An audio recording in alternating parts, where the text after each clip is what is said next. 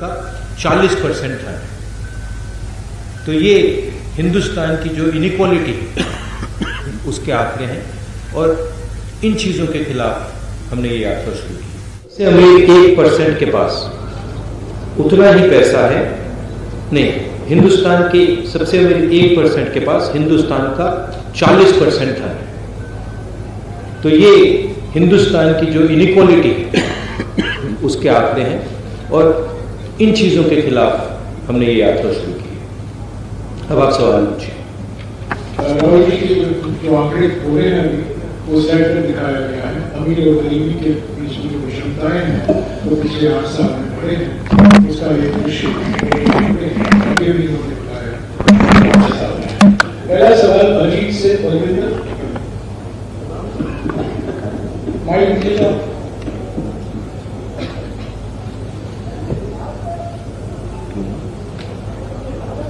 अगर परविंदर नहीं है, जब पानी से विजय नागरा,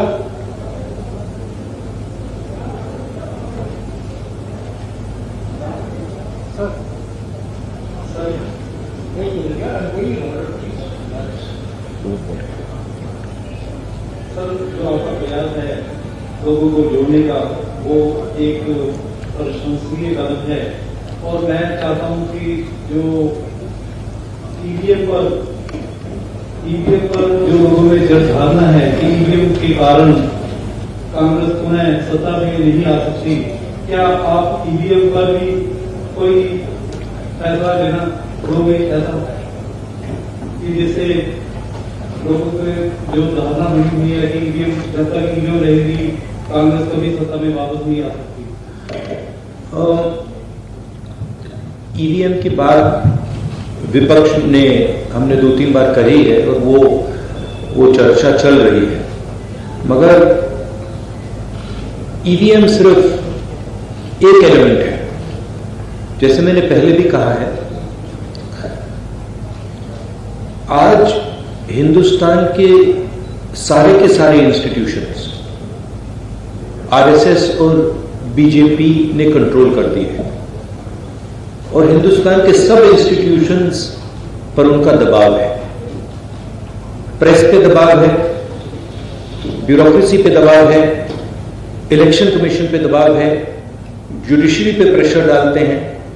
तो सारे के सारे इंस्टीट्यूशंस पर उन्होंने कब्जा कर रखा है। तो ये लड़ाई अब जो पहले राजनीतिक लड़ाई होती थी वैसी लड़ाई नहीं है। एक पॉलिटिकल पार्टी दूसरी पॉलिटिकल पार्टी के बीच में लड़ाई नहीं है। अब ये हिंदुस्तान के इंस्टीट्यूशंस जो इन्होंने कैप्चर करे हैं उनके बीच, उसमें एक फैक्टर ईवीएम है, मगर बहुत सारे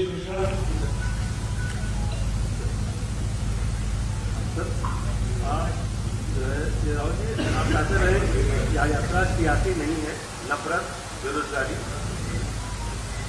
आप राहुल जी कहते रहे कि यह यात्रा सियासी नहीं, नफरत, बेरोजगारी और महंगाई के खिलाफ। ऐसे में समय पे सीएम मान को सुझाव देने की क्या जरूरत पड़ेगी? क्या यह माना जाए कि आने वाले समय में राज्यों में कम हो? ये आपका सवाल है या किसी और ने लिखा आपके लिए?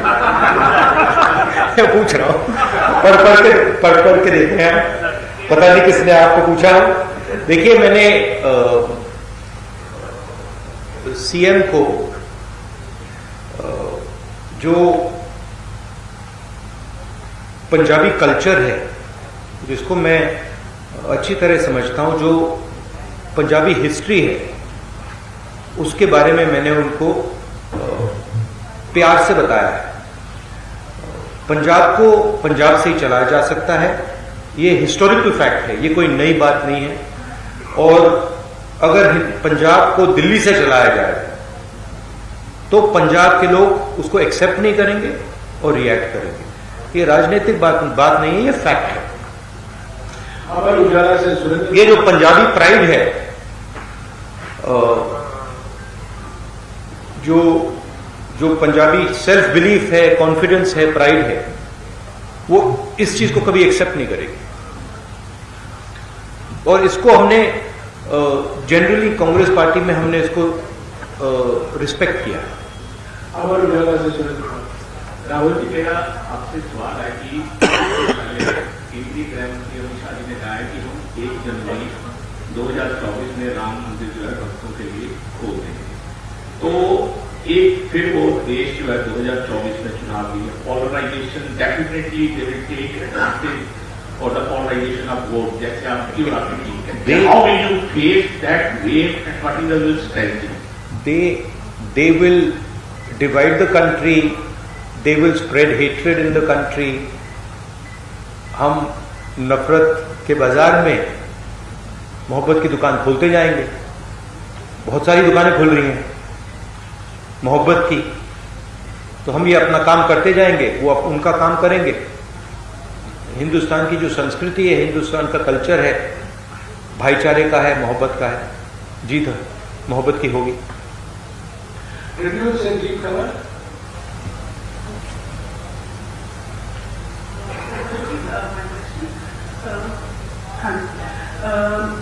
In 2022,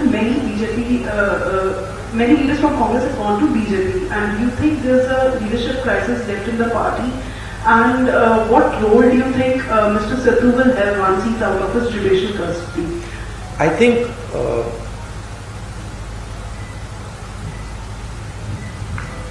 my experience is pretty much anybody who goes to the BJP goes there because of a particular type of pressure. Okay, it's a hidden pressure, you can call it. It is generally a result of, pressure from the CBI, pressure from the ED, pressure from cases, pressure from it's a hidden pressure, you can call it. It is generally a result of pressure from the CBI, pressure from the ED, pressure from cases, pressure from corruption. So we are quite happy that these type of people are not in the party anymore. And I think as far as the party is concerned, what I've seen on the street is tremendous enthusiasm, extremely dynamic workers, and a mix of senior and young leaders. So what I see in the Congress party is extremely capable leadership all the way from the top to the worker level. So I'm not worried about that. In fact, I'm quite happy that some of the sort of riffraff has gone somewhere else. Hindustan Times से Harpreet Kaur. No supplementary, please, madam. Please sit down. Harpreet Kaur. Everybody will have a role. Everybody will have a role to play. We are a democratic party. We like to involve all people and function together. Hindustan Times से हरप्रीत कौर नहीं आई है. आई है. हाँ. I want to ask about the security lapses during your yatra. Even today we heard that there was some lapse. So what you have to say about that? What lapse was there today? Somebody came from the crowd? Someone came to hug me. I don't know why you're calling that a lapse. I think the person was, he was checked by the security people. He was a bit overexcited. It's not a problem. It happens quite often. So. The PCC president has already issued a statement on this incident, which you call a lapse. It's not a lapse. Indian Express, Navjeevan Gopal. There's quite a lot of enthusiasm in the yatra. Many people get overexcited, and that was a case where he was a bit extra charged up. So there's no problem. It's happened many times before. I wouldn't call that a security lapse. Indian Express and Navjeevan Gopal. Hi. Opposition parties like Akali Dal, they are raising questions on your visit. I mean, they want you to apologize for the 84 thing, Operation Blue Star and riots. What do you have to say on this? Prime Minister Manmohan Singh, on the floor of the House, has made his position and the Congress party's position very clear. Congress President Sonia Gandhi ji has also done that, and I fully endorse what Prime Minister Manmohan Singh ji said, what Sonia Gandhi ji said, and also I have also made my stance abundantly clear in the past. Rosanna spokesman said Charanjit Singh. Sir, किसानों की बात करते हैं, 3 खेती कानून आए, ठीक है, वो वापस ले लिए मोदी जी ने, लेकिन अगर किसानों की आय कम हो रही है, अगर दुगनी नहीं हुई 22 तक, तो आपको क्या लगता है कि किस चीज में समर्था है कि जो किसानों की आय को आगे लेके जा सकती है, और इसका हल क्या था? देखिए, किसानों पर नॉन स्टॉप आक्रमण हो रहा है, और एक जगह से नहीं हो रहा है, मल्टीपल एंगल से हो रहा है, और जो उसको प्रोटेक्शन मिलनी चाहिए वो प्रोटेक्शन उसको नहीं मिल रही है। यूपीए के समय हमने प्रोटेक्शन दी थी, कर्जा माफ किया था, एमएसपी थी, अलग अलग हमारे अप्रोचेस थे, मगर मैं ये भी कह सकता हूं कि शायद हमने भी जितना करना था हमने नहीं किया, उससे ज्यादा करना चाहिए था, क्योंकि किसान देश को भोजन देता है। भैया थोड़ा हट जाइए। देश को भोजन देता है, वो देश की एक प्रकार से रीढ़ की हड्डी है, और एग्रीकल्चर पे बाकी चीजें बिल्ड हो सकती हैं। तो चाहे हमारी यहां सरकार आए, चाहे यूपीए जैसी सेंटर में हमारी सरकार आए, किसान will be our central focus. उसकी हम प्रोटेक्शन करेंगे। हमने न्याय योजना की बात की थी, जो मिनिमम इनकम गारंटी सबसे गरीब लोगों के लिए, वो गरीब किसानों को मिलेगी। तो हमारा विजन एग्रीकल्चरल सेंट्रिक है, और हम चाहते हैं कि एग्रीकल्चरल सेक्टर में टेक्नोलॉजी जाए, कोल्ड चेन्स बने, एग्रीकल्चरल स्ट्रक्चर में जॉब्स क्रिएट हो। तो हमारी स्ट्रेटेजी का सेंट्रल पीस है। प्राइम एशिया से नंदप्रीत सिंह। राहुल जी, आपने इस यात्रा के दौरान सबसे बड़ा अटैक एक तो बीजेपी पे किया है और दूसरा मीडिया पे किया है, 4th पिलर है डेमोक्रेसी का। इस पे मेरा सवाल ये है कि मान लीजिए कांग्रेस सत्ता में आती है और आप प्रधानमंत्री बन जाते हैं, तो जो ये नेशनल टीवी पे जो आजकल जिसको आप गोदी मीडिया का नाम देते हो, तो उस पे हिंदू मुस्लिम का एक चलता है, आप बोलते हो कि भारत को बांट रहे हैं वो, तो क्या आप उस पे रोक लगाएंगे? और क्या आप बोल रहे हो कि मीडिया गुलाम है, क्या आप भी उनको अपना गुलाम बना लोगे फिर?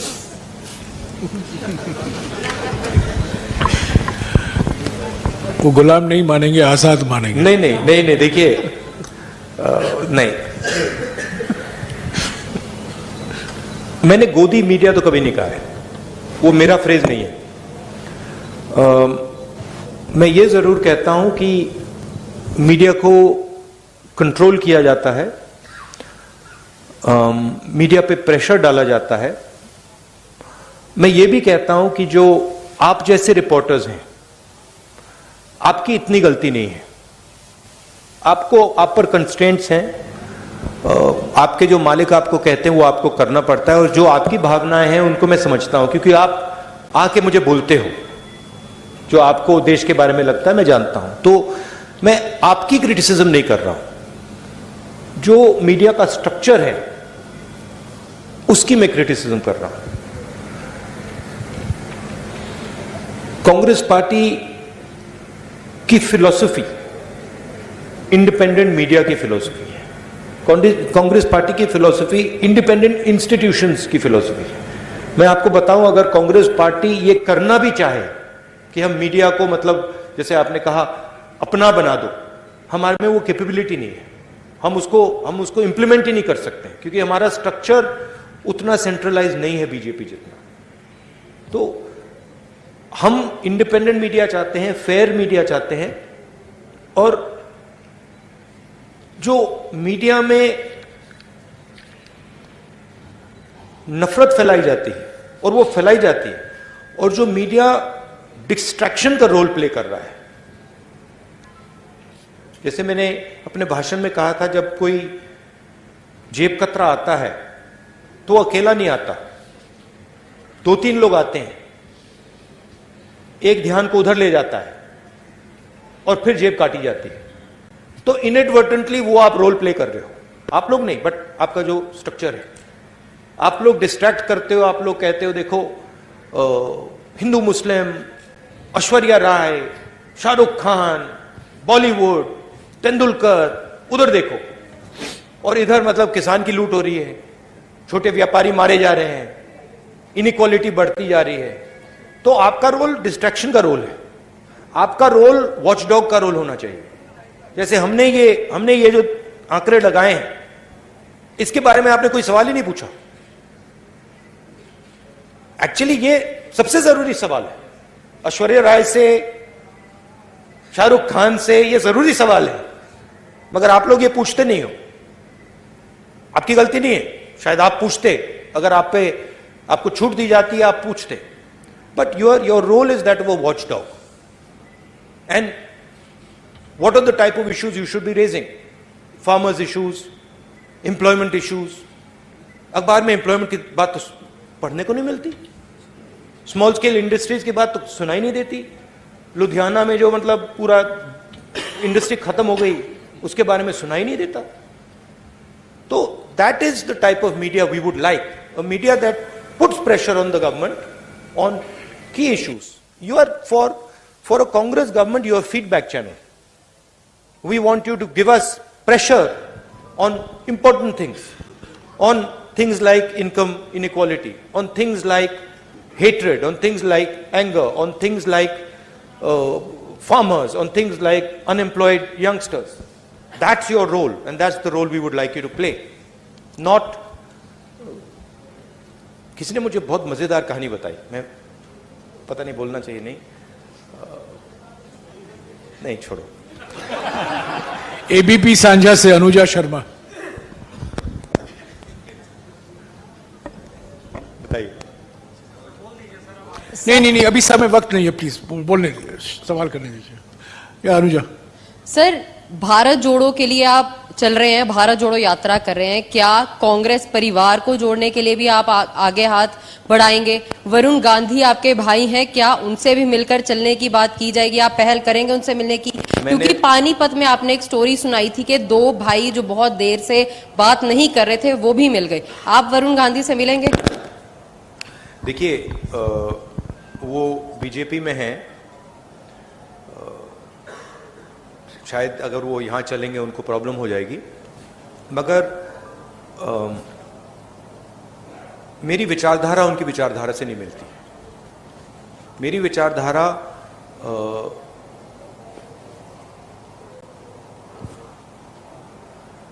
मैं आरएसएस के ऑफिस में कभी नहीं जा सकता। आप मेरा आपको गला काटना पड़ेगा पहले, मैं नहीं जा सकता। और मेरा जो परिवार है उसकी एक विचारधारा है, उसका एक थॉट सिस्टम है, थिंकिंग सिस्टम है। और जो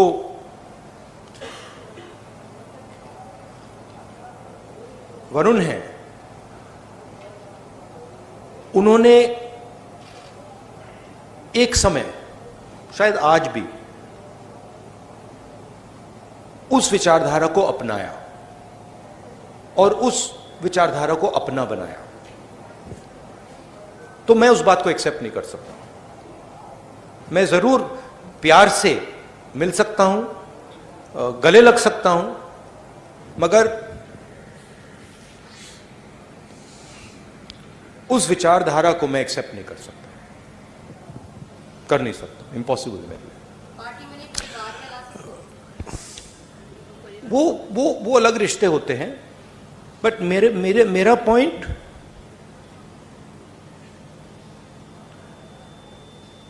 आइडियोलॉजिकल लड़ाई चल रही है।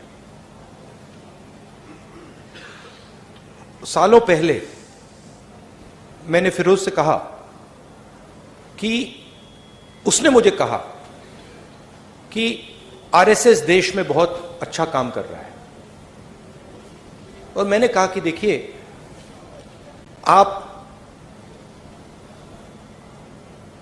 अपने परिवार की हिस्ट्री जो है उसको आप थोड़ा पढ़िए और उसको आप समझिए, क्योंकि जो आपने मुझे बोला है, अगर आपने अपने परिवार की विचारधारा समझी तो आप ये कभी नहीं बोल सकते मुझे। पंजाब तक से हर्षदीप, बट कोई नफरत या ऐसी कोई बात नहीं है। जनेंद्र प्लीज, पंजाब तक से हर्षदीप सत श्री अकाल सर। सर, ड्रग्स पंजाब में एक बड़ा इशू है। 2017 में कांग्रेस ने इस पे बड़ा वादा किया, लेकिन पूरा नहीं हुआ, उम्मीदें टूटी, घर बर्बाद हो रहे हैं। अभी भी यही सिचुएशन है। तो अब दोबारा से पंजाब के लोगों को कैसे यकीन दिलाना चाहते हैं कि कांग्रेस जो है इस इशू पर काम करेगी? नहीं, सबसे पहले हमने सरकार में ड्रग्स में काफी काम किया। पंजाब की मेन इशू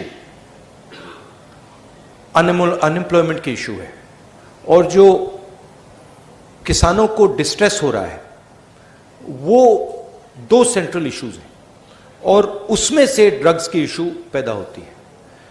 तो अगर ड्रग्स से डायरेक्टली तो लड़ना है और लड़ा जाएगा, मगर जब तक हम अनएम्प्लॉयमेंट इशू को एड्रेस नहीं करेंगे, किसानों में जो डिस्ट्रेस है उसको एड्रेस नहीं करेंगे, तब तक ड्रग्स प्रॉब्लम भी एड्रेस नहीं होगा।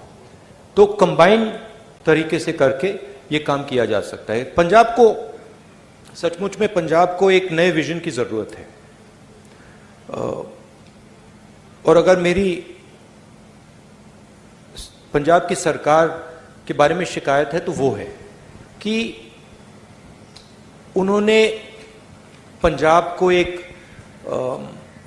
ने उनको एक अपॉर्चुनिटी दी, अपॉर्चुनिटी पंजाब को विजन देने की दी, और सरकार पंजाब को विजन दे नहीं पा रही। मैं पूछ रहा हूं लोगों से कि भाई आम आदमी पार्टी ने क्या किया, क्या विजन दिया? तो उसका मतलब, और मैं कांग्रेस के लोगों से नहीं पूछ रहा हूं, मैं आम लोगों से पूछ रहा हूं, क्या मतलब आपको क्या लगता है? और रिस्पॉन्स यूनिवर्सली आ रहा है कि जो हमारी एक्सपेक्टेशन थी वो तो पूरी नहीं हुई, और ये मतलब बातें करते रहते हैं, मगर कोई पंजाब को जो विजन मिलना चाहिए वो नहीं मिला है। तो रियली जब कांग्रेस पार्टी की यहां सरकार आए, एक लॉन्ग टर्म विजन पंजाब के लिए देना पड़ेगा, और उसमें किसान और जो हमारे स्मॉल एंड मीडियम इंडस्ट्रीज हैं वो सेंट्रल होना पड़ेगा। इंडिया टीवी से पुनीत शर्मा।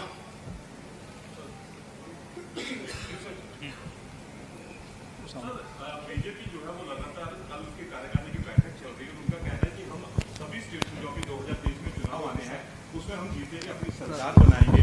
और दूसरा आपने जो एक सवाल ऑल पार्टी मीटिंग जो आपने बुलाई है, क्या उसमें सभी लोग आ रहे हैं या फिर यूपी की तरह उसमें भी कुछ लोग शामिल नहीं होंगे? नहीं, देखिए, बीजेपी ये तो नहीं कहेगी कि हम सब चुनाव हारेंगे। उनको तो यही कहना है कि हम सब चुनाव जीतेंगे, उनकी तो और कोई चॉइस नहीं है। बट जो देश में माहौल तैयार हो रहा है, जो खास तौर से जो इकोनॉमिक डिस्ट्रेस है, जो अनएम्प्लॉयमेंट है, जो प्राइस राइज है, उससे बीजेपी को जबरदस्त चोट लगेगी। That is abundantly clear. और मैं मतलब निकला हूं, सड़क पे चलकर निकला हूं, मध्य प्रदेश से मैं निकला हूं, बाकी स्टेट से, कर्नाटक से, ये तो क्लियर है कि बीजेपी के खिलाफ काफी गुस्सा है। सनमार्ग से कनिका।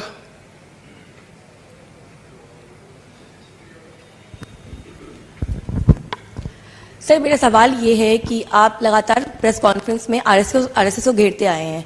आरएसएस द्वारा अभी मोहन भागवत ने एक बयान दिया 2024 के चुनाव से पहले, उन्होंने कहा कि भगवा ही हमारी पहचान है। तो इस बयान को आप किस तरह से देखते हैं? नहीं, जैसे मैंने कहा,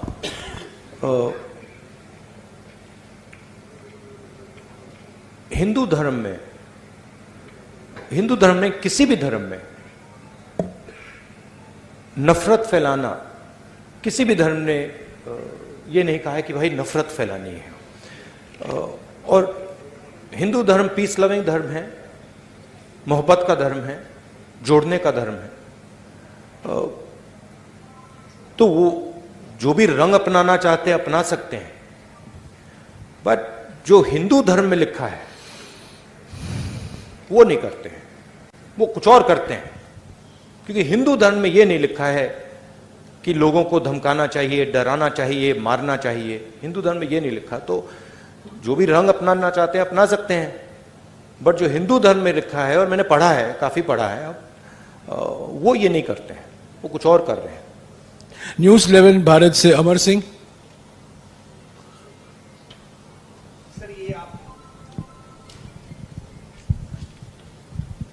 सर ये यात्रा आप कर रहे हैं और एक रिपोर्ट में ये कहा गया है कि पूरे विश्व में सबसे ज़्यादा गरीब लोग जो है हिंदुस्तान में हैं, और आपके ओपनिंग रिमार्क में भी था कि अमीर लोग अमीर होते जा रहे हैं और गरीब लोग गरीब होते जा रहे हैं।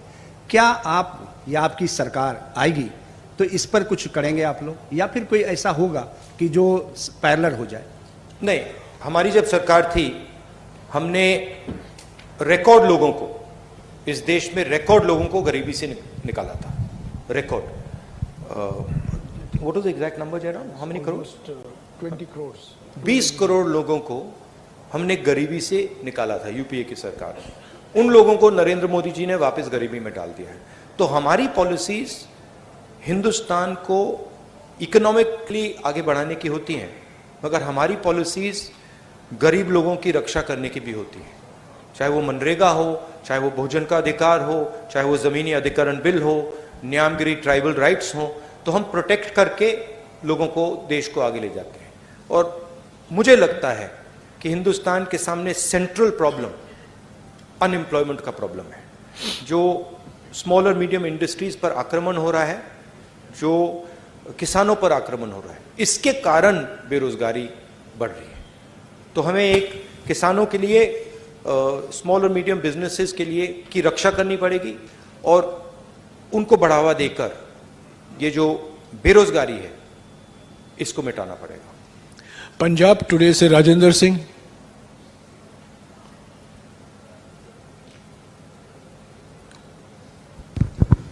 नमस्कार जी, मेरा एक सवाल है जी। ਭਾਰਤ ਜੋੜੋ ਯਾਤਰਾ ਜਿਹੜੀ ਆ ਗਰੀਬੀ ਨੂੰ ਲੈ ਕੇ, ਭਾਰਤ ਜੋੜੋ ਯਾਤਰਾ ਜਿਹੜੀ ਆ ਇਹ ਮਹਿੰਗਾਈ ਨੂੰ ਲੈ ਕੇ ਕੱਢੀ ਆ ਤੁਸੀਂ, ਪਰ ਹਿਮਾਚਲ ਦੇ ਵਿੱਚ ਜਿਹੜੀ ਤੁਹਾਡੀ ਸਰਕਾਰ ਆ 3 ਰੁਪਏ ਪ੍ਰਤੀ ਲੀਟਰ ਡੀਜ਼ਲ ਪੈਟਰੋਲ ਮਹਿੰਗਾ ਕੀਤਾ ਹੈ, ਉੱਤੇ ਕੀ ਕਹੋਗੇ ਸਰ? हिमाचल महंगाई को लेकर आपने यात्रा शुरू की है, लेकिन हिमाचल में 3 रुपए लीटर जो आपका पेट्रोल डीजल महंगा है, उसको लेकर क्या नई सरकार नहीं सही? हाँ, तो देखिए हमारे सिस्टम में जो स्टेट होता है, जो चीफ मिनिस्टर होता है, उसको हम इंडिपेंडेंस देते हैं और उस पर हम जनरली दबाव नहीं डालते हैं। जैसे मैंने आपको पहले भी कहा था, जब यहाँ पे पंजाब का चीफ मिनिस्टर थे कांग्रेस पार्टी के, तो हम उनको जनरली इंडिपेंडेंस देते थे। हिमाचल प्रदेश में नई सरकार बनी है, थोड़ा उनको टाइम दीजिए, वो डेफिनेटली प्रो पुअर पॉलिसीज वहाँ पे लाएंगे, डेफिनेटली वहाँ पे प्रो किसान पॉलिसीज वो लाएंगे। डेली पोस्ट से मनदीप सिंह।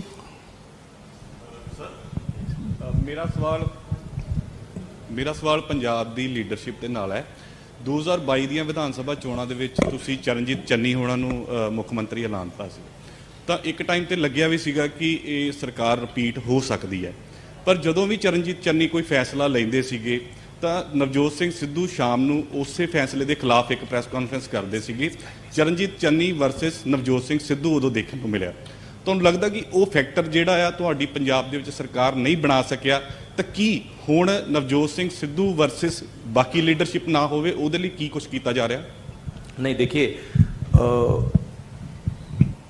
पिछले चुनाव में काफ़ी एंटी इनकम्बेंसी थी, ज़रूर लीडरशिप के बीच में इश्यूज होती थी, बट ये आसानी से मैनेजेबल इश्यूज हैं और आइंदा ये आने वाले समय में ये इश्यूज नहीं होंगी। कोई ऐसी प्रॉब्लम नहीं है, सब एक साथ मिलकर चल रहे हैं। नहीं, वो लीडरशिप में कमी जब आती है जब जनता में थोड़ा प्रेशर बनता है, और इस बात को एक्सेप्ट करना पड़ेगा कि जो पिछली कांग्रेस सरकार थी उसके खिलाफ एंटी इनकम्बेंसी थी, वो सच्चाई है, और उसका नतीजा मतलब आम आदमी पार्टी चुनाव जीती है। बट अब मुझे लग रहा है कि वो जो एंटी इनकम्बेंसी जो फीलिंग कांग्रेस पार्टी के खिलाफ थी वो अब गायब हो गई। तो अब कांग्रेस पार्टी को बिल्ड करना है, और मुझे लगता है कि आसानी से यहाँ पे हम अगली गवर्नमेंट फॉर्म करेंगे। टाइम्स ऑफ इंडिया से आईपी सिंह।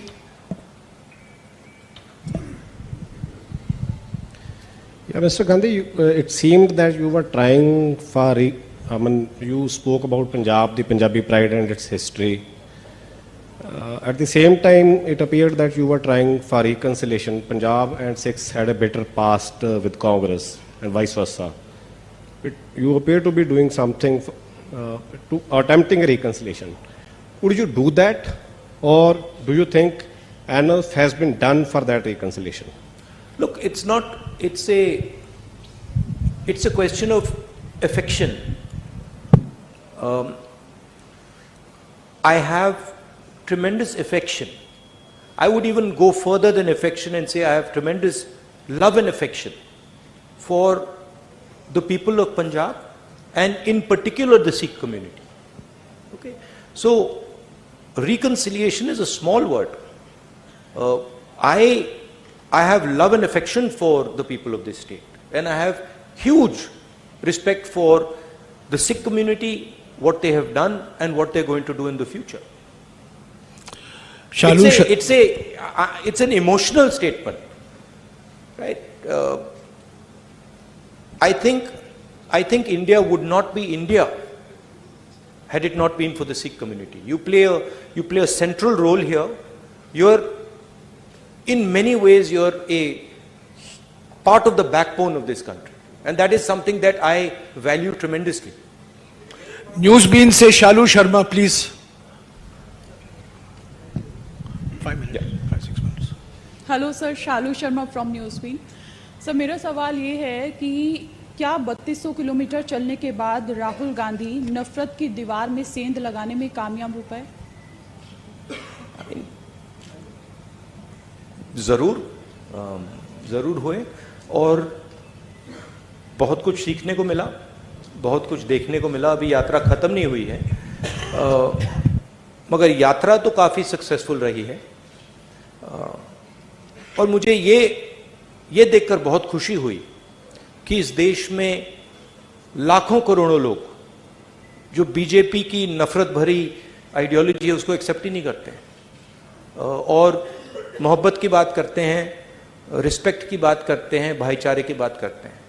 तो जरूर एक बीजेपी ने देश के सामने एक विजन रखा है, नफरत भरा हुआ विजन रखा है।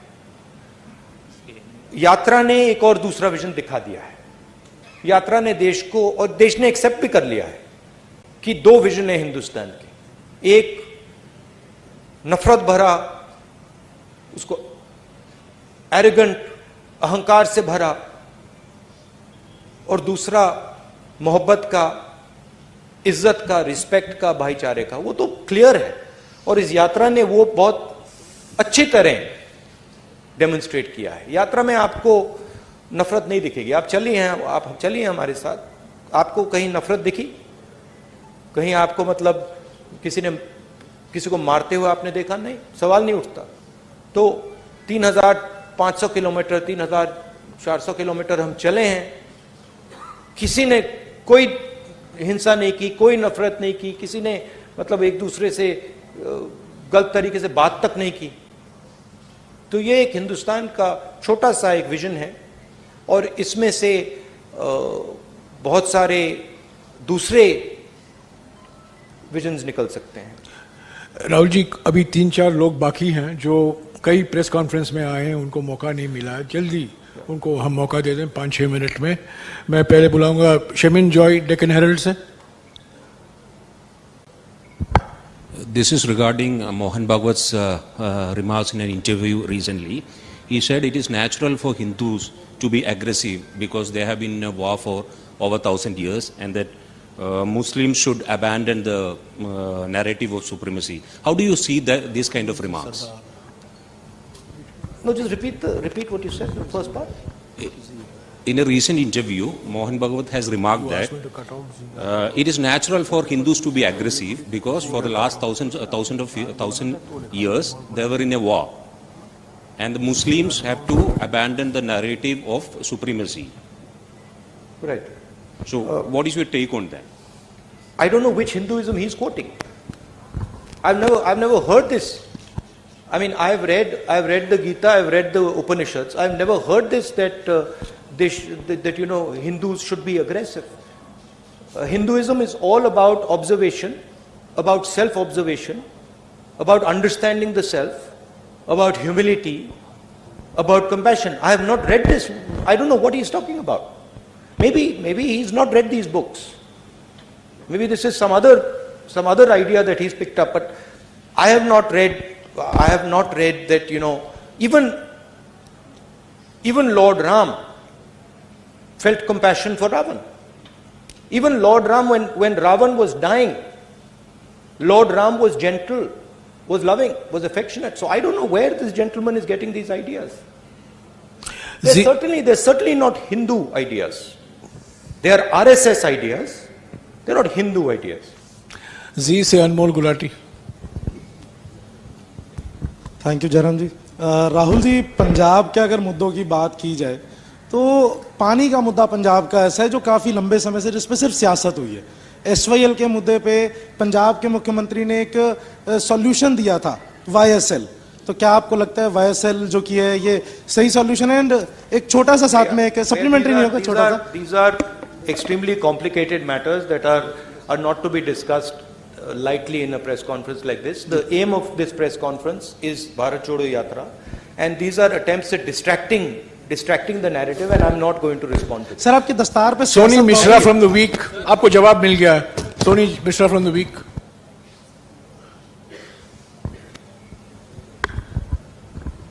Hi. The yatra is about to reach its culmination, so I wanted to ask you, changed you and your party? I don't know. The yatra is about to arrive at its culmination. At one level, yes, that it's going to arrive in Srinagar. But for me, the yatra is a way of thinking. It's a way of acting. So for me personally, it will carry on.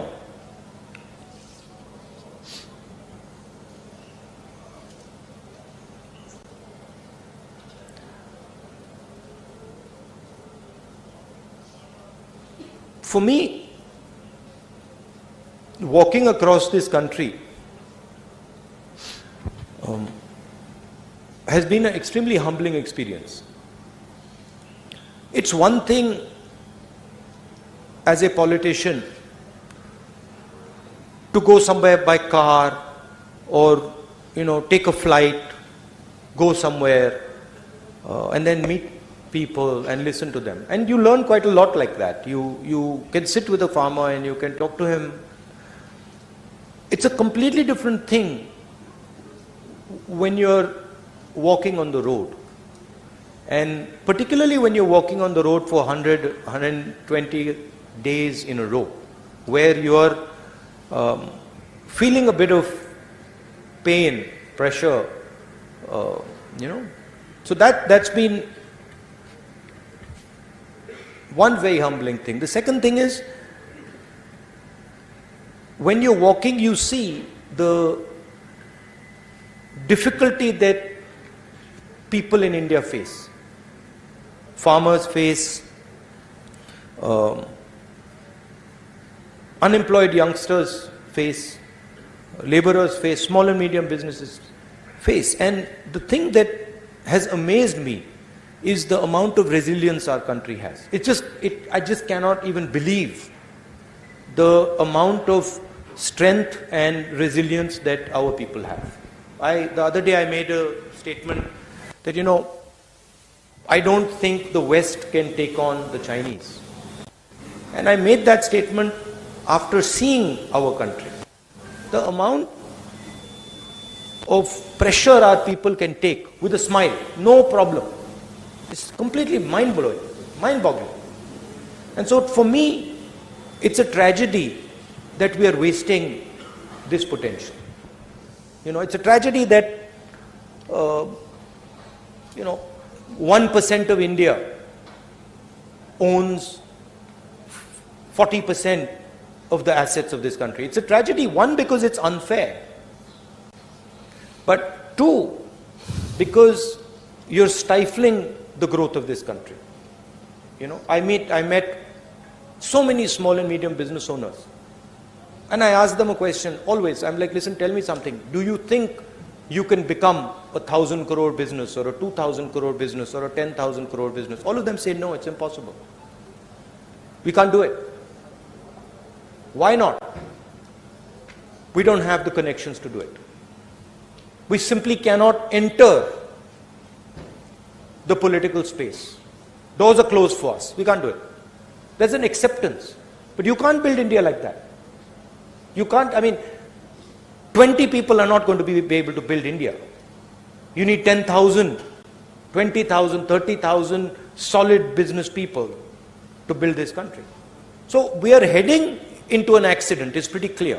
We are heading into an accident on the employment front. We are heading into an accident with the Chinese. We are heading into an accident on multiple fronts.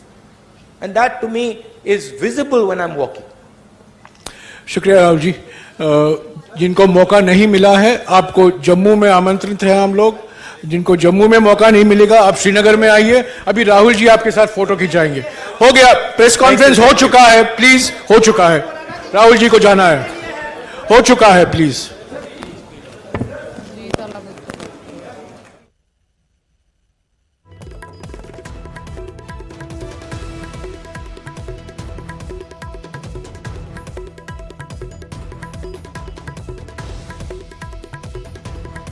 सो राहुल गांधी की press conference और जिन्ने सवाल राहुल ਨੂੰ ਕੀਤੇ ਗਏ ਨੇ ਉਹਨਾਂ ਸਾਰੇ ਸਵਾਲਾਂ ਦੇ ਜਵਾਬ ਰਾਹੁਲ ਗਾਂਧੀ ਨੇ ਦਿੱਤੇ ਨੇ ਔਰ ਰਾਹੁਲ ਗਾਂਧੀ ਨੇ ਜਵਾਬ ਜਿਸ ਅੰਦਾਜ਼ ਦੇ ਵਿੱਚ ਦਿੱਤੇ ਨੇ ਉਹ ਕਿਤੇ ਨਾ ਕਿਤੇ ਇਹ ਤਾਂ ਦੱਸਦਾ ਹੈ ਕਿ ਇਸ ਪੂਰੀ ਯਾਤਰਾ ਦੌਰਾਨ ਜਿਹੜਾ ਇੱਕ ਪੋਲਿਟੀਕਲ ਲੀਡਰ ਦੇ ਵਾਂਗ ਇੱਕ ਗਰੂਮਿੰਗ ਹੁੰਦੀ ਹੈ ਉਹ ਕਿਤੇ ਨਾ ਕਿਤੇ ਨਜ਼ਰ ਆਉਂਦੀ ਹੈ ਔਰ ਉਹ ਸਭ ਤੋਂ ਖਾਸ ਉਦੋਂ ਨਜ਼ਰ ਆਉਂਦੀ ਹੈ ਜਦੋਂ ਰਾਹੁਲ ਨੂੰ ਸਵਾਲ ਕੀਤਾ ਗਿਆ ਸੀਗਾ SYL ਦੇ ਮਸਲੇ ਤੇ और जिस अंदाज ਦੇ ਵਿੱਚ ਰਾਹੁਲ उसका जवाब ਦਿੰਦੇ ਨੇ ਕਿ ਯਾਤਰਾ ਦੇ ਮਕਸਦ ਨੂੰ ਟਾਲਣ ਦੀ ਕੋਸ਼ਿਸ਼ ਹੈ ਜਾਂ ਉਸ ਤੋਂ ਡੀਰੇਲ ਕਰਨ ਦੀ ਕੋਸ਼ਿਸ਼ ਹੈ। ਮੈਂ ਇਸ ਸਵਾਲ ਦਾ ਜਵਾਬ ਨਹੀਂ ਦਵਾਂਗਾ। 84 ਦੇ ਮਸਲੇ ਤੇ ਰਾਹੁਲ ਗਾਂਧੀ ਨੇ ਵੱਡਾ ਬਿਆਨ ਦਿੱਤਾ ਹੈ। ਮਨਮੋਹਨ ਸਿੰਘ ਨੇ PM ਦੇ ਵਜੋਂ ਸਦਨ ਦੇ ਵਿੱਚ ਸਟੈਂਡ ਰੱਖਿਆ ਹੈ। ਸੋਨੀਆ ਗਾਂਧੀ ਵੀ ਆਪਣੀ ਗੱਲ ਰੱਖ ਚੁੱਕੇ ਨੇ। ਉਹਨਾਂ ਨੇ ਜੋ ਕਿਹਾ ਮੈਂ ਉਸ ਦਾ ਸਮਰਥਨ ਕਰਦਾ। ਮੈਂ ਪਹਿਲਾਂ ਵੀ ਆਪਣਾ ਰੁਖ ਸਪਸ਼ਟ ਕਰ ਚੁੱਕਿਆ ਹਾਂ। ਸਿੱਖਾਂ ਦੇ ਬਾਰੇ ਰਾਹੁਲ ਗਾਂਧੀ ਨੇ ਸਪਸ਼ਟ ਤੌਰ ਤੇ ਕਿਹਾ ਕਿ ਜੇਕਰ ਸਿੱਖ ਨਾ ਹੁੰਦੇ ਤਾਂ ਭਾਰਤ ਨਾ ਹੁੰਦਾ। ਸਿੱਖ ਇਸ ਦੇਸ਼ ਦੀ ਰੀੜ੍ਹ ਦੀ ਹੱਡੀ ਨੇ, ਇਹ ਰਾਹੁਲ ਗਾਂਧੀ ਨੇ ਅੱਜ ਕਿਹਾ। ਇਸ ਦੇ ਨਾਲ ਹੀ ਕਾਂਗਰਸ ਦੀ ਗੁੱਟਬਾਜ਼ੀ ਤੇ ਰਾਹੁਲ ਨੇ ਵੱਡਾ ਬਿਆਨ ਦਿੱਤਾ। ਲੀਡਰਸ਼ਿਪ ਦੇ ਵਿਚਾਲੇ ਥੋੜੇ ਬਹੁਤ ਮਸਲੇ ਸਨ ਪਰ ਇਹ ਮਸਲੇ ਦੂਰ ਹੋ ਸਕਦੇ ਨੇ। ਇਹ ਮਸਲੇ ਜਿਹੜੇ ਹੈਗੇ ਇੰਨੇ ਵੱਡੇ ਨਹੀਂ ਕਿ ਮੈਨੇਜ ਨਾ ਕੀਤੇ ਜਾ ਸਕਣ। ਰਾਹੁਲ ਗਾਂਧੀ ਨੇ CM ਭਗਵੰਤ ਮਾਨ ਨੂੰ ਮੁੜ ਨਸੀਹਤ ਦਿੱਤੀ ਹੈ। ਮੁੜ ਦੁਹਰਾਈ ਹੈ CM ਮਾਨ ਦੇ ਲਈ ਨਸੀਹਤ ਕਿ ਪੰਜਾਬ ਨੂੰ ਪੰਜਾਬ ਤੋਂ ਚਲਾਇਆ ਜਾ ਸਕਦਾ ਹੈ। ਪੰਜਾਬ ਨੂੰ ਦਿੱਲੀ ਤੋਂ ਚਲਾਉਣ ਨੂੰ ਲੋਕ ਪਸੰਦ ਨਹੀਂ ਕਰਨਗੇ। ਵਰੁਣ ਅਤੇ ਮੇਰੀ ਵਿਚਾਰਧਾਰਾ ਵੱਖ-ਵੱਖ ਹੈ। ਵਰੁਣ ਗਾਂਧੀ ਦੇ ਬਾਰੇ ਉਹਨਾਂ ਨੂੰ ਸਵਾਲ ਕੀਤਾ ਗਿਆ ਸੀ। ਮੈਂ ਕਦੇ ਵੀ RSS ਦੇ ਦਫ਼ਤਰ ਨਹੀਂ ਜਾ ਸਕਦਾ, ਗਲਾ ਵੜ ਦੋ ਤਾਂ ਵੀ ਨਹੀਂ ਜਾਵਾਂਗਾ। 84 ਤੇ ਰਾਹੁਲ ਗਾਂਧੀ ਦਾ ਵੱਡਾ ਬਿਆਨ ਸਾਹਮਣੇ ਆਇਆ। PM ਮਨਮੋਹਨ ਸਿੰਘ PM ਦੇ ਵਜੋਂ ਸਦਨ ਦੇ ਵਿੱਚ ਜਿਹੜਾ ਹੈਗਾ ਸਟੈਂਡ ਰੱਖ ਚੁੱਕੇ ਨੇ। ਸੋਨੀਆ ਗਾਂਧੀ ਵੀ ਆਪਣੀ ਗੱਲ ਰੱਖ ਚੁੱਕੇ ਨੇ। ਉਹਨਾਂ ਨੇ ਜੋ ਕਿਹਾ ਮੈਂ ਉਸ ਦਾ ਸਮਰਥਨ ਕਰਦਾ ਇਹ ਆਪਣਾ ਰੁਖ ਸਪਸ਼ਟ ਕਰ ਚੁੱਕਿਆ ਹੈ। ਕਾਂਗਰਸ ਦੀ ਗੁੱਟਬਾਜ਼ੀ ਤੇ ਰਾਹੁਲ ਗਾਂਧੀ ਨੇ ਵੱਡਾ ਬਿਆਨ ਦਿੱਤਾ। ਲੀਡਰਸ਼ਿਪ ਦੇ ਵਿਚਾਲੇ ਥੋੜੇ ਬਹੁਤ ਮਸਲੇ ਸਨ, ਮਸਲੇ ਇੰਨੇ ਵੱਡੇ ਨਹੀਂ ਸੀ ਕਿ ਮੈਨੇਜ ਨਾ ਕੀਤੇ ਜਾ ਸਕਣ। ਐਂਟੀ ਇਨਕੰਬੈਂਸੀ ਦੀ ਵਜ੍ਹਾ ਕਰਕੇ ਅਸੀਂ ਹਾਰੇ ਹਾਂ। ਅਗਲੀ ਵਾਰ ਮੁੜ ਸੱਤਾ ਦੇ ਵਿੱਚ ਵਾਪਸੀ ਕਰਾਂਗੇ। ਪੰਜਾਬੀਆਂ ਤੇ ਸਿੱਖਾਂ ਦੇ ਲਈ ਬੇਇੰਤਹਾ ਮੁਹੱਬਤ ਹੈ। ਸਿੱਖਾਂ ਬਿਨਾ ਇਹ ਭਾਰਤ ਨਾ ਹੁੰਦਾ। ਰਾਹੁਲ ਗਾਂਧੀ ਨੇ ਇਹ ਵੀ ਕਿਹਾ।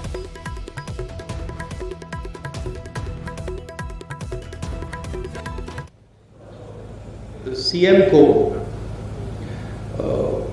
जो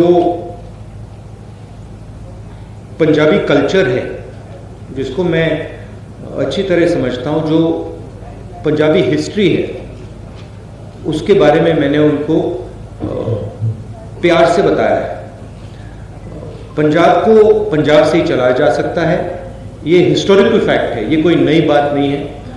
और अगर पंजाब को दिल्ली से चलाया जाए तो पंजाब के लोग उसको एक्सेप्ट नहीं करेंगे और रिएक्ट करेंगे। ये राजनीतिक बात नहीं है, ये फैक्ट है। ये जो पंजाबी प्राइड है, जो पंजाबी सेल्फ बिलीफ है, कॉन्फिडेंस है, प्राइड है, वो इस चीज को कभी एक्सेप्ट नहीं करेगी। और इसको हमने जनरली कांग्रेस पार्टी में हमने इसको रिस्पेक्ट किया। Rahul? Someone came to hug me. I don't know why you're calling that a lapse. I think the person was, he was checked by the security people. He was a bit overexcited. It's not a problem. It happens quite often. There's quite a lot of enthusiasm in the yatra. Many people get overexcited, and that was a case where he was a bit extra charged up. So there's no problem. It's happened many times before. I wouldn't call that a security lapse. Prime Minister Manmohan Singh, on the floor of the House, has made his position and the Congress party's position very clear. Congress President Sonia Gandhi ji has also done that, and I fully endorse what Prime Minister Manmohan Singh ji said, what Sonia Gandhi ji said, and also I have also made my stance abundantly clear in the past. किसानों पर non stop आक्रमण हो रहा है, और एक जगह से नहीं हो रहा है, मल्टीपल एंगल से हो रहा है, और जो उसको प्रोटेक्शन मिलनी चाहिए वो प्रोटेक्शन उसको नहीं मिल रही है। यूपीए के समय हमने प्रोटेक्शन दी थी, कर्जा माफ किया था, एमएसपी थी, अलग अलग हमारे अप्रोचेस थे, मगर मैं ये भी कह सकता हूं कि शायद हमने भी जितना करना था हमने नहीं किया, उससे ज्यादा करना चाहिए था, क्योंकि किसान देश को भोजन देता है, वो देश की एक प्रकार से रीढ़ की हड्डी है, और एग्रीकल्चर पे बाकी चीजें बिल्ड हो सकती हैं। तो चाहे हमारी यहां सरकार आए, चाहे यूपीए जैसी सेंटर में हमारी सरकार आए, किसान will be our central focus, उसकी हम प्रोटेक्शन करेंगे। हमने न्याय योजना की बात की थी, जो मिनिमम इनकम गारंटी सबसे गरीब लोगों के लिए, वो किसानों को, गरीब किसानों को मिलेगी। तो हमारा विजन एग्रीकल्चरल सेंट्रिक है, और हम चाहते हैं कि एग्रीकल्चरल सेक्टर में टेक्नोलॉजी जाए, कोल्ड चेन्स बने, एग्रीकल्चरल स्ट्रक्चर में जॉब्स क्रिएट हो। तो हमारी स्ट्रेटेजी का सेंट्रल पीस है।